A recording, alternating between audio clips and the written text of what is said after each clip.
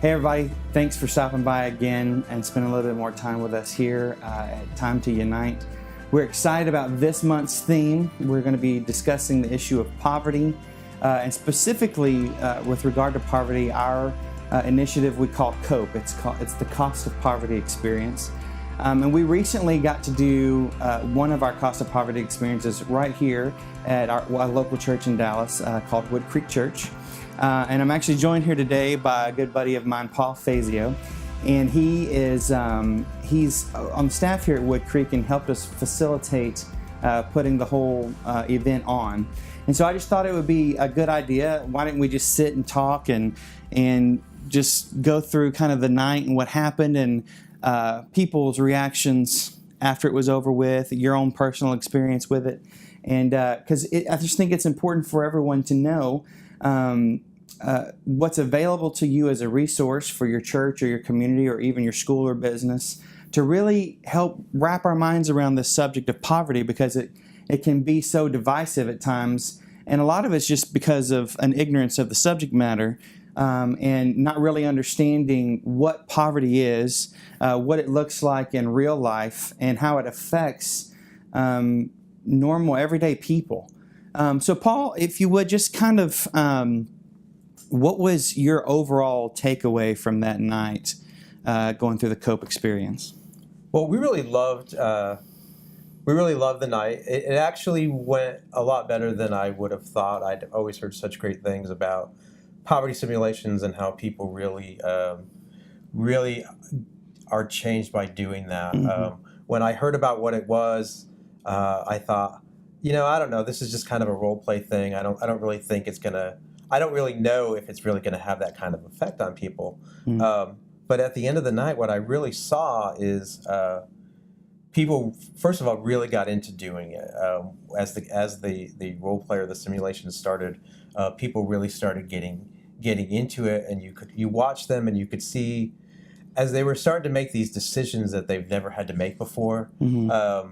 You could really see them starting to feel what it felt like to be in poverty just a little bit. You could see them get frustrated, and you can see them working through situations where there really is no great answer. It's one or the other, and both are bad, kind of thing. And so you got to watch them as they got frustrated with that. Mm-hmm. I played an employer in the simulation, and as I would turn people down for no reason, or people would come wanting to work and looking to be excited to work and stuff, and I would just basically shut them down and say, look, we don't want to hire you, or we can't hire you. You actually kind of saw the disappointment in their faces and stuff, almost kind of forgetting that it was really just kind of a simulation. Right. And then at the end of the night, I loved, after the simulation, we got everybody around in a circle, and we just started talking about it, how people felt. And you heard a lot of people express those feelings and those things that, like, I never felt like that before. I've never been in a situation where I've had to feel like that before.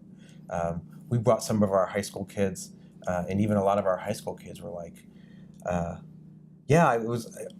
just didn't know what to do. It was just frustrating, and whatever I did was not going to help. And I didn't really have an out, kind of thing. Mm-hmm. We all work with most of us people who, especially from my situation, most of us work with these safety nets that we don't see.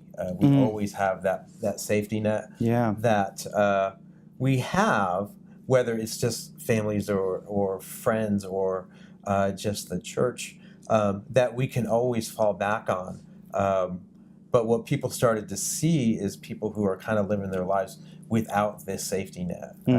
They really are in these situations where I can eat or I can buy medicine for my children.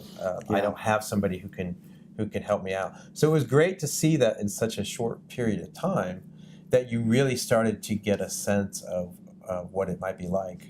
Yeah, and it's a high anxiety level during the experience. Like, the time frame is really narrowed down into the amount of time you have to actually try to accomplish a goal and a task. I think a lot of people, and just conversations that I've had, assume that because we're in Dallas or one of the nicer suburbs of Dallas, that poverty really doesn't affects us in any way. But would you agree with that, or would you say no? Poverty actually does eke into these areas. Actually, I think it really does. I think, especially where we are in this nice kind of middle to upper middle class neighborhood, you almost assume that everybody is like you. We kind of live in this bubble. And in all honesty, there's a couple things that you realize is even at Wood Creek, there are people that are one paycheck away from really being in trouble. Now, a lot of those guys have that safety net that I talked about earlier, but there's a lot of people here that are really, like I said, one check away from being in a serious financial position where they can't. They're going to have to make some serious choices. And then if you can go almost 10 minutes in any direction of this church, which really isn't very far, and you're going to see people who are in far worse shape than that.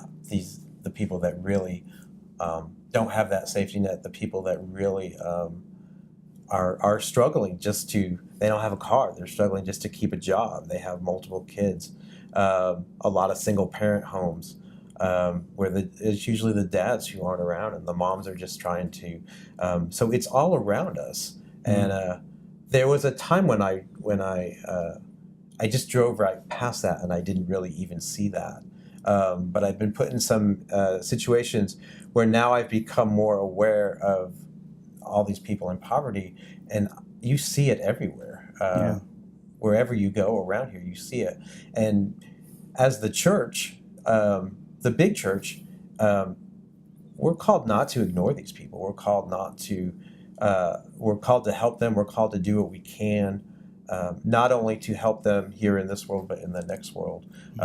And one of the ways we can start doing that is by coming along beside them and being able to help them in their current situation. What the simulation does, I've read all the books, or I've read a lot of the books that talk about how to help the poor. But what this simulation really does is it really helps you to kind of get in the mind of someone that's coming in poverty. Helping to understand what they're going through so that you can empathize with them. And I think that helps tremendously in how we approach the poor, how we help them with dignity. It helps us to relate to them, to bond with them, and develop relationships, not only to help them out of their current situation, but also to be in a position where we're able to build a relationship, build some trust with them, and be able to share the gospel with them and let them know really how much they are loved. People who don't often feel loved and don't often feel valued. One of the big things we bring as the church is we bring the love of Christ, which helps restore value to people just all the way through, not just physically or materially. Right. So if you could talk to any of your fellow church workers or leaders in churches and encourage them into the importance of doing something like C.O.P.E, some sort of a poverty experience where the church itself and even the leaders can really hone into or get an experience as to what it would be like, could you just what would you say to them? Here's what I say. I would tell them that if you really want a better understanding of what somebody in poverty is going through, even if you've worked with people in poverty, even if you've read the books about how to help poverty, if you really want to start to change the hearts and the minds of the people in your church about how we interact with people in poverty, this is a great way to really help people change their minds. Because of where we are, because of we talk about people in poverty, but we really don't understand. And even myself, who's kind of been working with people in poverty for maybe the last 6 to 10 years, where I've really done it more and more, going through that simulation, being a part of the simulation, still helped me really understand what it's like not to have that safety net, to really be one or two decisions away from being put in a really, really bad situation. So I would encourage any church to do this. I would encourage any church to really encourage their staff to go through it, but also the body to go through that, because I think this is probably one of the best ways that you're going to have to really change the people's hearts and minds and how they interact with people in poverty. So, as we're getting ready to kind of sign off here, what is just one takeaway you have, that's something that you didn't know prior to going through this? Just one thing. Oh, that's a good question. I think it's not maybe what I didn't know, but what was reinforced. Okay. So for me, like, I read a lot of that stuff, and even some of the stuff that I've talked about with you right now, I got that. I got the fact that it's a different mindset. I got the fact that people don't have that safety net, that people can't make the rational decisions that we think they should make. Poverty is not just a matter of working harder. Poverty is a matter of there's bigger forces at play here.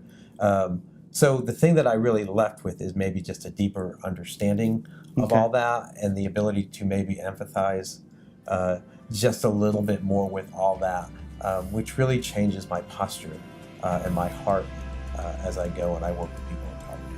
Gotcha.